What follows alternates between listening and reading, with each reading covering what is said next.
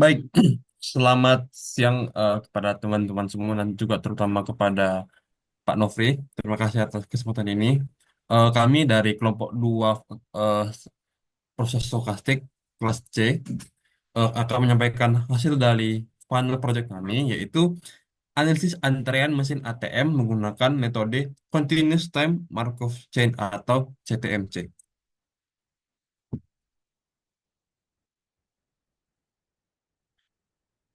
Bisa dilanjutkan slide-nya?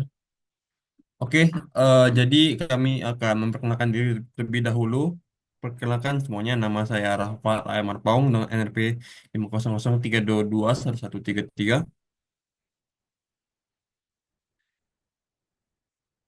Saya Sakil Alfa Sabila dengan ERP 500211122.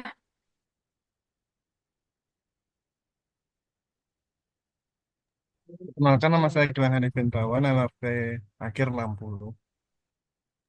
Saya Rafika Firda Aulia, NRP 532111163.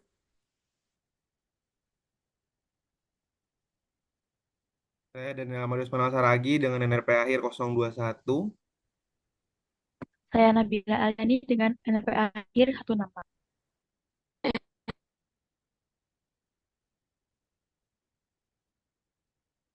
Baik, jadi kita pertama-tama kita akan masuk terlebih dahulu ke bab satu, bab pendahuluan.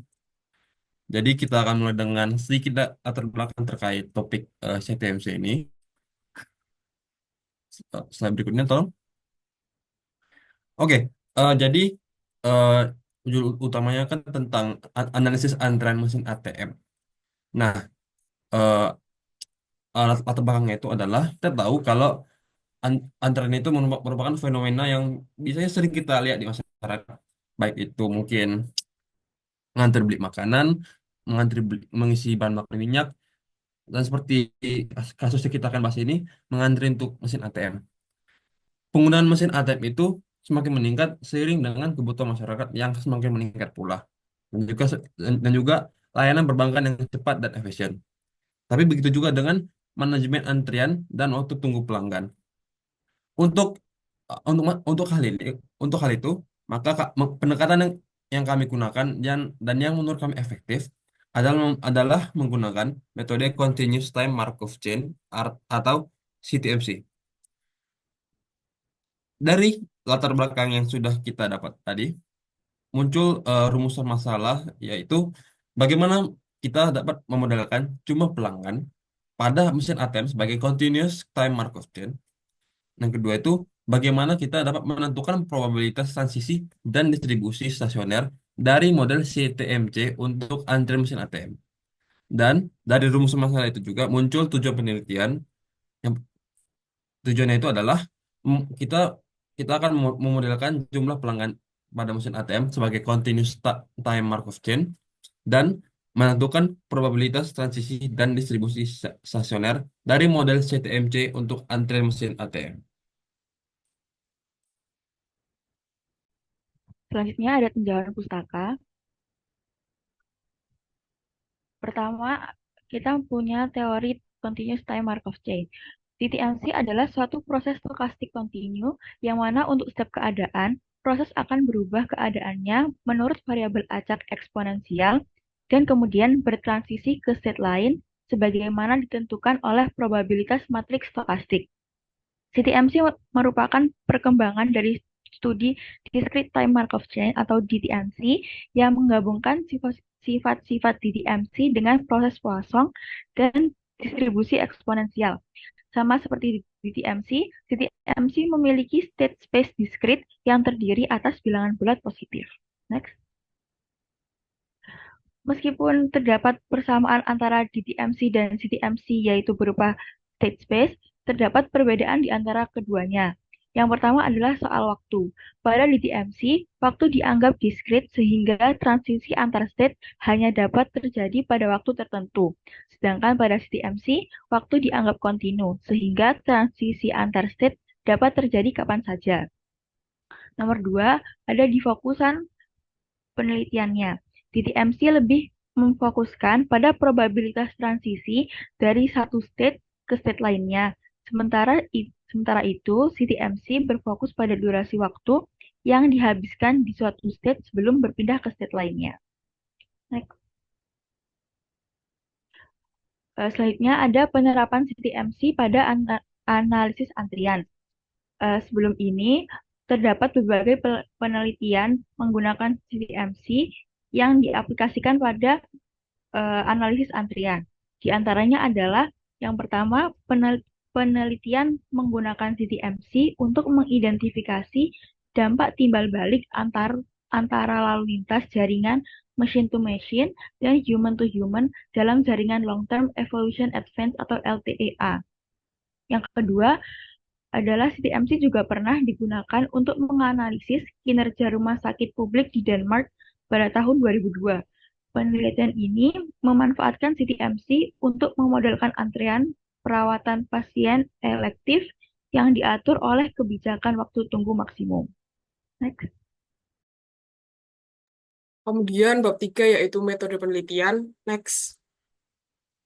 Yang pertama ada variabel penelitian, di mana data dalam penelitian ini merupakan data historis yang berkaitan dengan penggunaan mesin selama 24 jam di rentang waktu November hingga Desember 2024. Untuk variabelnya ada X1 nomor pelanggan, X2 waktu kedatangan, X3 waktu mulai layanan, X4 waktu selesai layanan. Kemudian ada struktur si TMC dan data yang tertera pada PPT, di mana struktur CTMC-nya ini adalah kedatangan pelanggan ke ATM diasumsikan mengikuti proses Poisson dengan parameter lambda, kemudian durasi layanan pelanggan diasumsikan mengikuti distribusi eksponensial dengan parameter mu, dan kapasitas pada permasalahan ini adalah sebanyak 10 pelanggan. Next. Kemudian untuk analisis yang digunakan yaitu menggunakan RStudio dan Python. Kemudian juga ada pre-processing data yang dimulai dari meload data, kemudian mentransformasi waktu, di mana konversi dan perhitungan terhadap data waktu yang tercatat untuk menghasilkan dua variabel kunci, yaitu inter-arrival time, yang mana dihitung sebagai selisih waktu antara kedatangan dua pelanggan berturut-turut, dan service time dihitung sebagai selisih antar waktu mulai pelayanan dan waktu selesai pelayanan. Next. Kemudian dicek terkait missing value, dan pada permasalahan ini tidak adanya missing value dan juga bisa dilakukan analisis lebih lanjut. Kemudian untuk cek outlier, untuk inter-arrival type sendiri, outliernya itu ditemukan di atas nilai threshold 20,24 yang menunjukkan gangguan atau pelanggan yang datang dengan jeda waktu yang tidak biasa.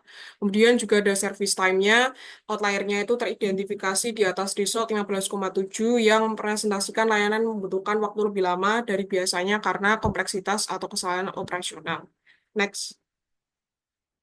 Kemudian untuk uji asumsi distribusi normal, pada permasalahan ini ditunjukkan p-value itu kurang dari 0,05 dan ggplot memperlihatkan penyimpangan dari garis diagonal, sehingga tidak termasuk ke dalam distribusi normal, tetapi hal ini wajar karena konsisten dengan soal dan sifat teoritis variabel acak eksponensial. Jadi pendekatan statistik yang digunakan itu seharusnya disesuaikan dengan asumsi distribusi eksponensial. Maka dengan itu dibuatlah plot empiris CDF versus teoritis CDF distribusi eksponensial yang menggambarkan bahwa kurva CDF empiris di garis biru untuk waktu antar kedatangan dan waktu pelayanan itu hampir berhimpitan dengan kurva CDF teoritis yang garis merah putus-putus. Hal ini menunjukkan bahwa data empiris waktu antar kedatangan dan waktu pelayanan mengikuti distribusi eksponensial dengan cukup baik. Next. Kemudian dilakukan juga uji Kolmogorov untuk distribusi eksponensial, yang mana hasil dari inter-arrival times dan service time ini menunjukkan p-value-nya lebih besar daripada alfa, yaitu 0,69 dan 0,8. Maka H0 tidak dapat ditolak dan secara statistik konsisten dengan distribusi eksponensial. Kemudian untuk validasi proses Poisson-nya, grafik uji autokorelasi untuk jumlah pelanggan dalam antrean ATM atau proses CTMC ini menunjukkan pada autokorelasi yang cenderung menurun seiring dengan peningkatan selang waktu atau lag, dan konsisten dengan karakteristik proses stokastik seperti CTMC, di mana ketergantungan antar pengamatan menurun karena sifat memori pendek dari proses Markov. Next.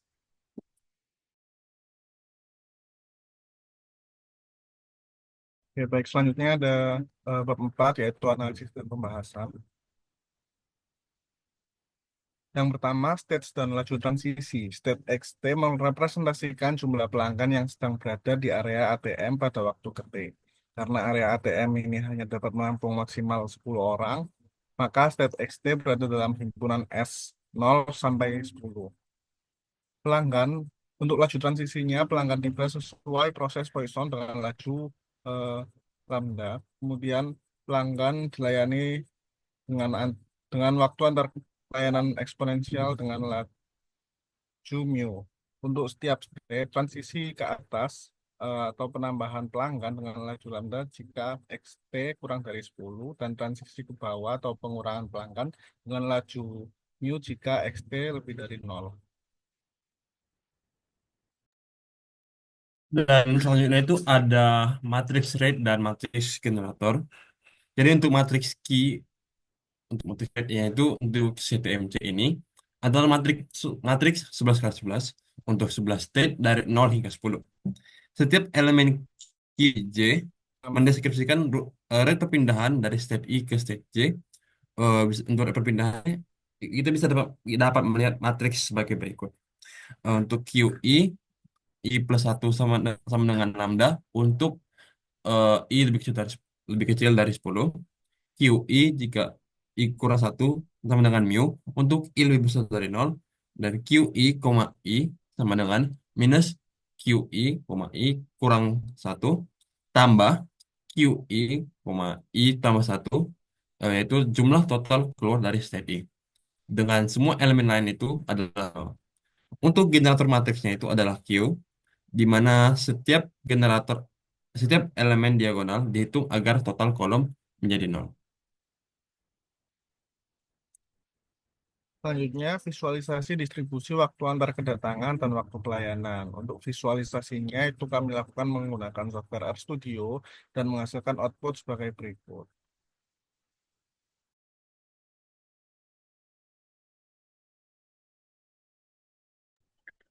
Selanjutnya kita mencari rata-rata waktu antar kedatangan pelanggan dan penggunaan layanan. Pertama adalah mencari rata-rata waktu antar kedatangan pelanggan.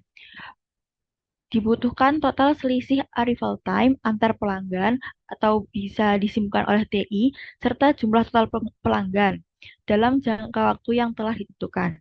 Diketahui jumlah pelanggan adalah 1000 dan sigma TI adalah 5145,67 menit. Maka rata-rata waktu antar kedatangan yang didapatkan adalah 5,146 menit. Sehingga dapat disimpulkan bahwa rata-rata waktu antar kedatangan pelanggan ke ATM adalah sebesar 5,146 menit. Next. Kemudian adalah rata-rata waktu penggunaan layanan. Pada penghitungan ini dibutuhkan total waktu penggunaan layanan yang bisa disimpulkan oleh SI serta jumlah total pelanggan dalam jangka waktu yang telah ditentukan. Jika jumlah pelanggan sebanyak 1000 dan sigma SI sebanyak 3.974,23 menit, maka rata-rata waktu penggunaan layanan adalah 3,97 menit. Dapat disimpulkan bahwa rata-rata waktu penggunaan layanan ATM adalah sebesar 3,97 menit. Next.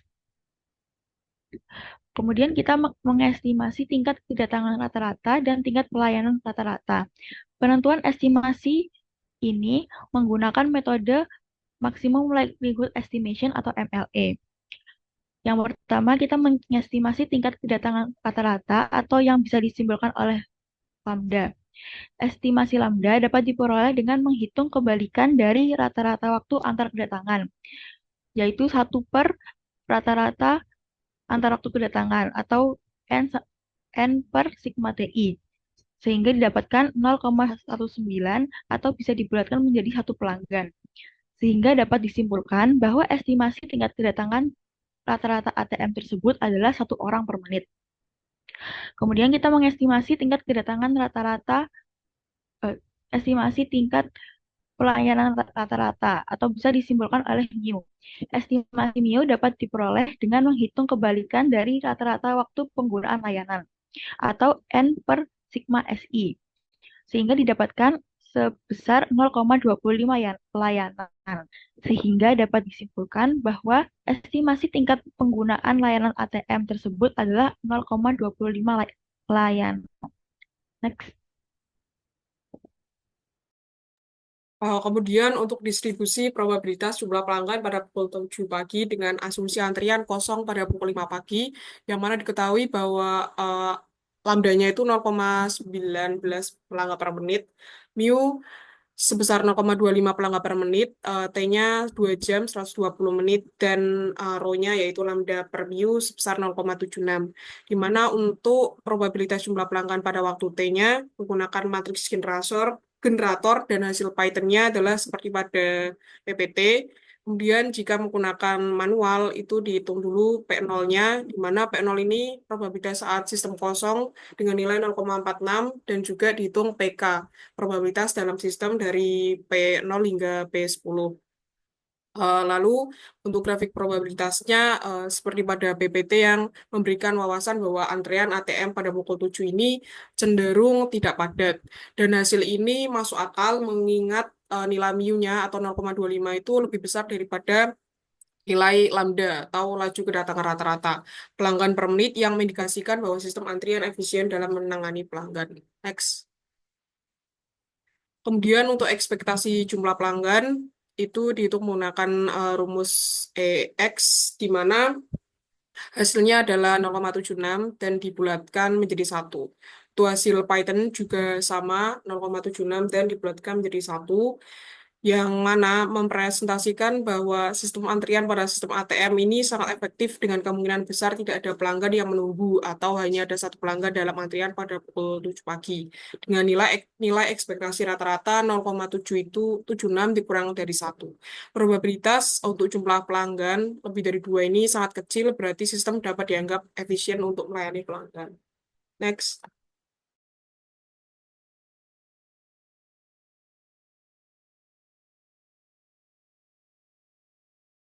Selanjutnya adalah 4 titik tunjuk di mana mesin ATM sedang tidak digunakan pada pukul 8 pagi dan diminta untuk memberikan estimasi waktu mesin tersebut tidak digunakan selama 1 jam berikutnya.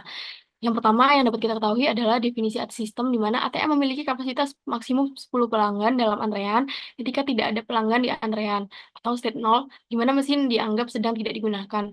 Dan yang kedua adalah rantai Markov waktu kontinu, di mana masalah ini memanfaatkan generator matriks Q untuk merepresentasikan transisi antara state pada CTMC yang bergantung pada parameter kedatangan pelanggan atau lambda dan waktu pelayanan atau mu. Berdasarkan perhitungan yang telah dilakukan melalui software Python, didapatkan output berikut bahwa probability of the ATM being idle after 1 hour adalah 0,4645 dan expected idle time of the ATM during the next hour adalah 27,87 menit. Sehingga dapat diinterpretasikan, yang pertama, probabilitas ATM dalam keadaan sedang tidak digunakan adalah setelah 1 jam adalah 0,4645 menit atau sekitar 46,45%. Dan waktu ATM dalam keadaan sedang tidak digunakan yang diharapkan setelah 1 jam ke depan adalah 27,87 menit, di mana hasil ini didapatkan melalui perhitungan berikut, yakni expected idle time sama dengan probabilitas idle dikali durasi waktu 0,4645 dikali 60 menit sama dengan 27,87 menit. Next.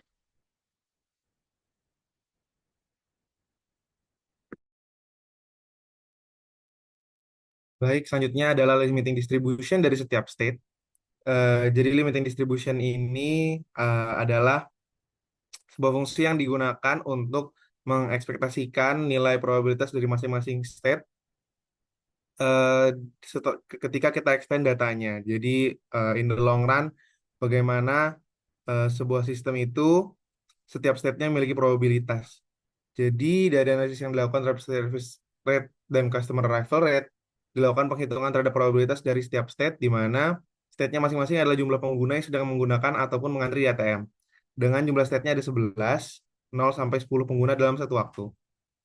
Dengan tabel limiting distribution sebagai berikut, di mana interpretasinya adalah dalam hasil ini probabilitas tertinggi adalah P0 dengan 24,24%, yang arti ATM paling sering kosong dalam jangka waktu panjang. Lalu probabilitas menurun seiring bertambahnya dengan jumlah pelanggan, yaitu P1 18,7%, P2 14,43%, dan seterusnya hingga P10 1,81%. Jadi hal ini mencerminkan bahwa sistem ATM jarang mencapai kapasitas penuh, seperti yang dibahas tadi bahwa ATM ini cukup efisien dalam melayani pelanggan. Tapi eh, dengan kemungkinan besar juga dengan keadaan 3 sampai 6 pelanggan, itu adalah kemungkinan besar untuk ATM itu berada dengan kondisi pelanggan yang banyak, itu yang cukup umum sekitar 30% dari waktu. Next. Selanjutnya adalah perhitungan return of investment dan perbandingannya dengan biaya transaksi. Jadi diberikan study case di soal di mana misalnya nilai investment adalah $15.000 dengan nilai angka maintenance tahunan adalah $1.500. Lalu cost per tahun adalah 1.200 per tahun dan cost per transaksi adalah $0,25 per transaksi. Pertanyaannya adalah berapakah revenue dari return of investment-nya jika cost fee yang kita berikan kepada customer itu $0,5 per transaksi, $1 per transaksi, dan $2 per transaksi. Jadi terdapat 1.000 entry data pada pengamatan yang dilakukan dari tanggal 30 November 2024 pukul 4.13 hingga 3 Desember 2024 pukul 13.51. Yang kemudian data ini dilakukan scale up dan diestimasikan menuju ke skala 1 tahun dan diprediksi terdapat 102.120 transaksi dalam 1 tahun. Lalu dilakukan penghitungan dengan rumus sebagai berikut. Biaya operasional sama dengan M plus CE dikali CT dikali predicted transaksi, yaitu 102.120. Pendapatan adalah CR dikali 102.120. Nilai keuntungan adalah pendapatan dikurangi biaya operasional. Dan return of investment-nya adalah keuntungan dibagi dengan investment. Didapatkan hasil perhitungan sebagai berikut, di mana ada di tabel. Dengan transaction fees 0,5 itu revenue-nya $22.830, dengan return of investment 152,2%. Dengan transaction fee $1, revenue-nya $73.890, dengan return of investment 492,6%. Lalu yang terakhir adalah transaction fee $2, itu revenue-nya $176.010, dengan return of investment 1.173,4%. Hal ini menunjukkan bahwa perubahan harga transaction fee yang kita cas kepada pelanggan yang sedikit itu dapat berimbas banyak kepada return of investment, walaupun harus dicatat juga bahwa hal ini memungkinkan pengurangan terhadap jumlah pelanggan yang menggunakan ATM. Next. Selanjutnya adalah kesimpulan. Berdasarkan analisis yang telah kita lakukan, didapatkan 5 poin kesimpulan, yakni yang pertama, ditunjukkan bahwa rata-rata waktu antar kedatangan pelanggan adalah 5,146 menit dengan rata-rata waktu pelayanan sebesar 3,97 menit. Hal ini mencerminkan efisiensi sistem di mana tingkat pelayanan 0,25 pelanggan per menit lebih baik dibandingkan tingkat kedatangan 0,19 pelanggan per menit, sehingga antrian dapat terkendali dengan baik. Untuk poin kedua adalah probabilitas jumlah pelanggan pada waktu tertentu menunjukkan bahwa sistem ATM cenderung kosong atau hanya memiliki satu pelanggan dengan nilai ekspektasi rata-rata 0,76 pelanggan pada pukul 7 pagi. Distribusi probabilitas juga mengindikasikan bahwa kemungkinan sistem penuh atau 10 pelanggan sangat kecil, sehingga sistem jarang mengalami kepadatan. Dan estimasi menunjukkan bahwa ATM memiliki peluang 46,45% untuk tidak digunakan dalam 1 jam ke depan ketika tidak ada pelanggan pada waktu pukul 8 pagi. Waktu ideal atau waktu ketika mesin ATM tidak sedang digunakan yang diharapkan selama 1 jam adalah 27,87 menit, yang menunjukkan adanya kapasitas yang belum sepenuhnya dimanfaatkan. Dan setelah melakukan analisis probabilitas steady state, ditunjukkan bahwa dalam jangka panjang ATM paling sering berada dalam keadaan kosong 24,24% dengan probabilitas besar untuk kondisi ringan 0 sampai 3 pelanggan. Sistem terbukti efektif dalam menangani kebutuhan layanan pelanggan. Dan prediksi tahunan menunjukkan bahwa pendapatan dan return on of investment atau ROI sangat dipengaruhi oleh Ah, biaya transaksi. Pada biaya transaksi 0,50 dolar, ROI mencapai 15,2%. Sedangkan pada biaya pada $2, ROI melonjak hingga 1173,4%. Hal ini menunjukkan potensi besar untuk meningkatkan profitabilitas meskipun perlu mempertimbangkan dampak kenaikan biaya pada jumlah pelanggan. Berikut sekian dari presentasi kelompok 2. Mohon maaf apabila ada kesalahan kata atau kesalahan bicara. Terima kasih. Wassalamualaikum warahmatullahi wabarakatuh.